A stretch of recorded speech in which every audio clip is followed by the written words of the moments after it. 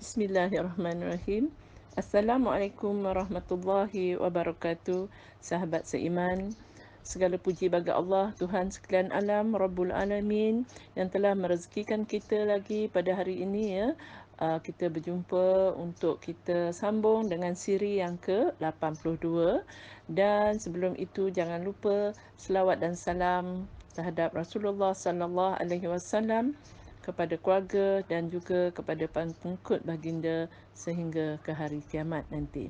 InsyaAllah semoga kita juga akan dilimpahi dengan rahmat Allah sebagai umat Nabi Muhammad sallallahu alaihi wasallam yang menyahut kepada seruan baginda, mencintai sunnah-sunnah baginda dan sedaya upaya kita untuk beramal dengan sunnah baginda sallallahu alaihi wasallam. Semalam kita telah pun membicarakan tentang besarnya fadilat kita bersedekah pada hari Jumaat ya. Yang mana sebenarnya bukanlah sahaja sedekah itu kita lakukan pada hari Jumaat sahaja.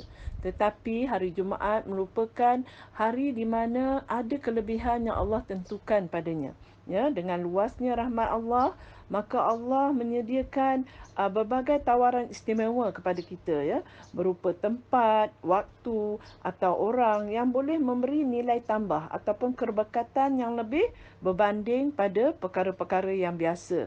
Contohnya, hari Jumaat itu merupakan hari yang sekiranya kita beramal soleh, maka Allah akan menggandakan lagi pahala berbanding jika kita melakukan pada hari-hari yang biasa selain daripada hari Jumaat, iaitu penghulu segala hari. Ini di mana keberkahan pada waktu ya, keberkahan pada waktu seperti mulianya bulan Ramadan ya. Sebagaimana kita berdoa, contohnya di sepertiga malam terakhir, waktu seperti semalam juga kita telah membincangkan tentang fadilat atau kelebihan kita berdoa, kebarangkaliannya untuk mustajabnya doa kita itu di waktu selepas asar sehingga sampainya waktu maghrib ya. Itu pada keberkahan waktu yang Allah bagi. Begitu juga Allah menyediakan keberkahan kepada tempat. Contohnya sebagaimana sekiranya kita pergi ke Mekah, kita menunaikan satu kali solat sahaja di Masjidil Haram, pahalanya melebihi seperti 100,000 kali sekiranya kita solat di masjid-masjid yang lain. Begitu juga kita berdoa di Raudah contohnya, itu adalah keberkatan pada tempat.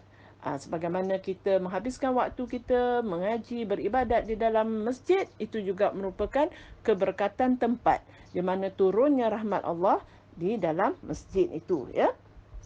Dan pada orang, contohnya juga sebagaimana Allah melebihkan kedua ibu bapa kita kepada anak-anaknya. Contohnya sebagai anak memohon doa daripada ibu bapa itu mempunyai berkah yang tinggi berbanding dengan kita memohon doa para sahabat kita sendiri ya. Jadi keberkahan itu juga Allah jadikan berbeza-beza di antara seorang dengan seorang. Ya, hendaklah kita tahu bahawa dengan luasnya rahmat Allah, Allah menyediakan tawaran yang istimewa terhadap tempat, waktu dan orang ya.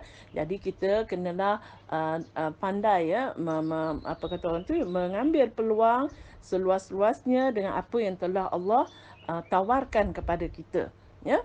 Nyonya tidaklah terbatas pada hari-hari yang lain, tetapi itu adalah pengkhususan menunjukkan besarnya rahmat Allah dan kasih sayang Allah. Allah Maha Kaya ya, melimpah ruah rahmat dan balasan Allah kepada orang-orang yang bertakwa.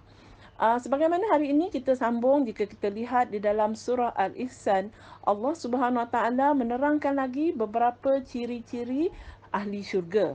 Antaranya Allah berfirman, mereka memberi makan makanan yang mereka sukai kepada orang miskin, anak yatim dan orang tawanan, sambil berkata, sama ada melafazkannya ya, dengan lidah ataupun dengan hati mereka, sesungguhnya kami memberi makan kepada kamu kerana mengharapkan wajah Allah semata-mata. Kami tidak mengingini daripada kalian balasan mahupun ucapan terima kasih. Ini apa yang Allah berfirman di dalam surah Al-Ihsan ayat yang ke-8 dan ayat yang ke-9. Jadi apa yang kita dapat pengajaran daripada ayat ini? Pertama adalah apabila kita bersedekah, berilah yang terbaik sebagaimana yang kita sendiri suka. Ya, apabila kita memberi makanan kepada orang miskin, anak yatim, berilah menu makanan yang kita sendiri suka. Misalnya sekarang ni memang musim durian kan. Jadi kalau kita beli durian untuk keluarga kita sendiri, kita beli grade yang tertinggi. Contohnya kita beli IOI, macam-macam nama sekarang kan. D24 lah, Musang King dan sebagainya. Jadi kalau kita nak bersedekah kepada orang miskin, anak yatim, ya, hendaklah kita juga membelikan durian-durian yang bergrade tinggi ini. Jangan bila kita nak makan untuk diri kita, kita pilih grade yang tinggi. Tetapi apabila kita hendak bersedekah, kita beli durian longgok sahaja, ya. Yang murah, mungkin kita tak kisah dari segi kualitinya, kerana kita nak bagi kepada orang-orang yang pada kita berstatus rendah. Tetapi sekiranya kita nak bagi pada kawan-kawan yang kita rasa mempunyai status yang tinggi dalam masyarakat. Contohnya dia seorang yang terpandang. Maka kita malu nak bagi durian kalau sekadar bagi bawa durian longgok saja. Kita akan pilih durian grade yang tinggi, yang cantik, yang isinya hebat, ya. Kerana mungkin kita malu dengan status mereka. Sepatutnya kita mementingkan orang-orang yang jauh tidak mampu. Kerana dalam bab sedekah, sama ada kita bagi kepada orang yang kaya atau orang yang miskin, anak yatim, sepatutnya kita bagi apa yang sekiranya kita sendiri memerlukan, kita sendiri tekak, kita sendiri nak yang berkualiti, yang bagus, maka hendaklah juga kita mengeluarkan sedekah itu sebagaimana yang kita inginkan. Ya, jangan kita downgrade orang-orang yang kita anggap orang miskin, anak yatim dan sebagainya ini, ya. Kerana kalau kita lihat, kita mengambil iktibar daripada apa yang diceritakan di dalam Al-Quran tentang zakat yang dikeluarkan oleh kedua-dua anak Nabi Adam, ya. Bagaimana Allah hanya menerima zakat yang baik sahaja dan daripada pemberian yang ikhlas, ya. Jadi dari situ kita lihat bahawa zakat adalah ibadah yang wajib. Maka manakala sedekah merupakan ibadah sunat untuk menampung kekurangan dalam ibadah wajib itu, ya. Seperti juga sebagaimana solat, maka Allah menyediakan pula solat sunat supaya kita menjadi solat-solat sunnah kita itu sama ada ba'diyah ataupun qalbiyah kita untuk menampung apa-apa kekurangan yang terjadi dalam solat wajib kita. Begitu juga ibadah yang lainnya, umrah sebagai menampung kekurangan terhadap ibadah haji kita, ya. Jadi di sini nampaknya kita harus tahu bahawa dengan besar dan luasnya rahmat Allah itu, maka hendaklah kita berjaya melakukan sebaik mungkin di mana tahap sekalipun, sama ada dalam melakukan perkara-perkara yang wajib hatta perkara yang sunnah sekalipun, hendaklah kita melakukan dengan ikhlas, ya. Iaitu apabila kita bersedekah, lakukanlah secara ikhlas kerana apa yang kita harapkan hanyalah wajah Allah semata-mata, iaitu nikmat tertinggi di syurga dengan melihatnya wajah Allah, ya. Kita jangan harapkan apa-apa balasan meskipun berkata kepada pihak yang kita sedekah tu, ya, selalu kita dengar kita akan katakan doakanlah saya, ya. Saya rasa ini perkara yang common, yang banyak kali kita dengar. Malahan saya sendiri pun pernah melakukan perkara begitu. Bila kita bersedekah kepada seseorang, kita hanya meminta tolong doakan makcik, kan. Jadi pada saya, kalau kita betul-betul kembali kepada apa yang kita harapkan, yang kita belajar daripada ayat ini, iaitu hendaklah kita mengharapkan wajah Allah semata-mata, ya, tanpa mengharapkan pihak yang kita beri sedekah itu mendoakan kita dan sebagainya. Ataupun kita mengharapkan ucapan terima kasih daripada mereka yang kita beri sedekah itu. Walaupun secara automatiknya ucapan itu akan keluar daripada mulut orang yang menerima pemberian sedekah daripada kita, kan. Tetapi apabila kita memberikan sesuatu dan tidak disusuli dengan ucapan terima kasih daripada orang yang menerima sedekah kita, seakannya ada perasaan kesal di hati kita, ya. Kenapa? Kenapa boleh timbul perasaan begitu? Sepatutnya kita hendaklah mendidik hati kita seikhlas mungkin. Kita lakukan sedekah, membantu sesama kita hanya kerana Allah semata-mata. Hanya mengharapkan wajah Allah semata-mata, iaitu syurga Allah.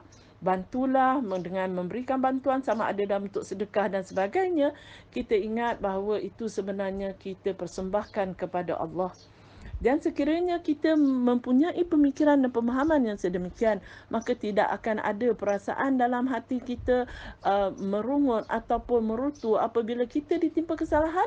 Kita mengharapkan si fulan dan si fulan tadi yang telah pernah kita tolong satu masa dahulu untuk menolong kita pula apabila kita ditimpa kesulitan.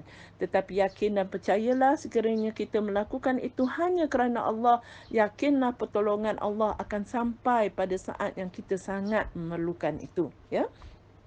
Jadi pada saya, jangan lagi kita ada berdetik dalam hati kita ni bila kita bagi sedekah ke orang, kita nakkan balasan daripada mereka, suruh mendoakan kita ke, kita sangat mengharapkan ucapan terima kasih daripada mereka dan sebagainya. Kerana apabila kita mempelajari dan memahami dengan sepenuh-penuhnya ayat Al-Quran tadi, bahawa hendaklah kita meninggalkan sikap buruk kita, jangan lagi kita mengharapkan balasan sesama manusia, tetapi kita haraplah balasan daripada Allah Subhanahu Wa Taala, ya.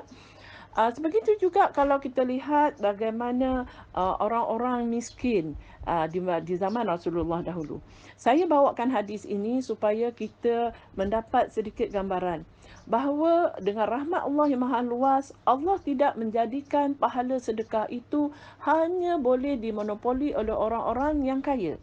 Kalau begitu, hanya orang-orang yang kaya, orang-orang yang berduit sahajalah yang akan memenuhi syurga Allah, ya. Sedangkan orang-orang yang miskin sudah pasti tidak akan mampu untuk mengeluarkan sedekah, sedangkan mereka sendiri berada dalam keadaan yang serba kekurangan, ya.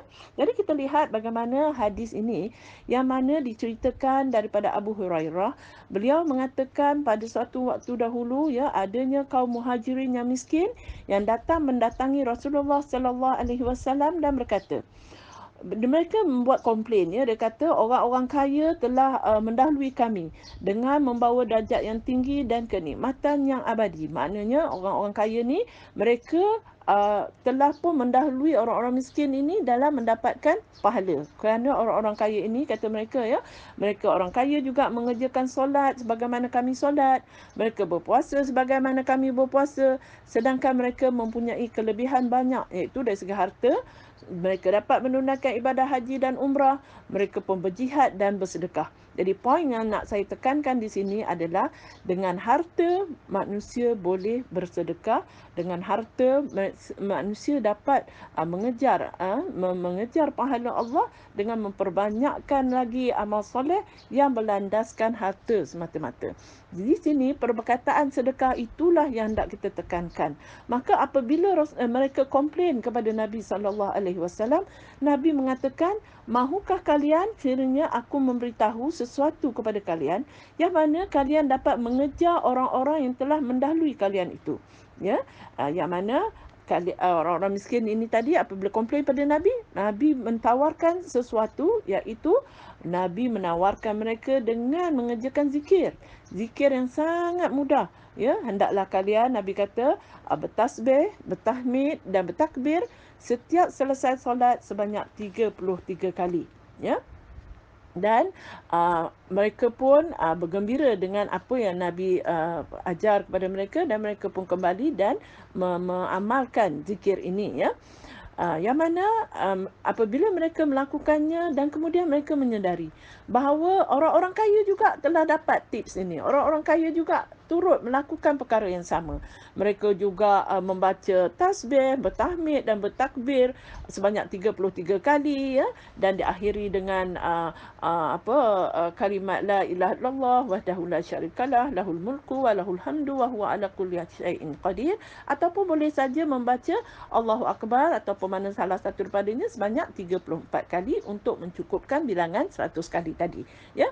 Jadi apabila orang-orang miskin ini mengetahui bahawa orang kaya juga dah tahu dan mereka juga beramal dengan zikir ini, mereka kembali menemui Rasulullah dan mengatakan kepada Rasulullah, ya Rasulullah, sesungguhnya orang-orang kaya itu telah melakukan juga, mengerjakan apa yang mereka ketahui sebagaimana yang kami lakukan ini. Ya, maknanya pada orang miskin tu, alamak, dah sama pula dah, dia orang kaya pun dah dapat juga tips untuk mengejarkan pahala bersedekah ini dengan melakukan lafaz zikir tersebut selepas solat. Maka apa yang Rasulullah katakan kepada golongan yang miskin tadi? Rasulullah SAW bersabda, itulah anugerah ataupun kelebihan yang Allah berikannya kepada sesiapa yang dia kehendaki. Ya, maknanya stop di situ, bahawa rezeki seseorang telah ditentukan Allah daripada azali lagi, ya. Tak bolehlah kita nak berdengki. Sekiranya kita berdengki, akibat yang lebih buruk lagi, kita sebenarnya tidak mensyukuri ataupun tidak redha dengan ketentuan Allah, ya. Jadi di sini saya nak katakan bahawa janganlah kita merasa sedekah itu hanya boleh dilakukan dalam bentuk harta benda sahaja. Sebab itulah sekalipun kita miskin, kita tidak punya harta, kita masih boleh mendapat pahala sedekah dengan melakukan zikir. Ya, dan sedekah itu sesungguhnya luas. Dia boleh dilakukan dalam bentuk sebagaimana yang kita katakan semalam, dalam bentuk nasihat, saling tolong menolong. Sekiranya kita ada sedikit pengetahuan, kita share, kita bahagi sesama kita supaya lebih ramai orang dapat beramal dengannya, dan insya-Allah kita akan meraih juga pahala sedekah. Ya, sebagaimana Nabi katakan, sampaikanlah daripadaku walaupun dengan sepotong ayat. Walaupun dengan sepotong ayat kita sampaikan, kita share ilmu kita dan orang ramai dapat beramal dengannya, maka itulah pahala yang akan menanti kita di syurga nanti. Ingatlah bahawa rezeki itu, ya, harta itu sebenarnya terbahagi kepada tiga. Yang pertama, apa yang kita makan, ya, akhirnya dia akan keluar sebagai bahan sisa sahaja.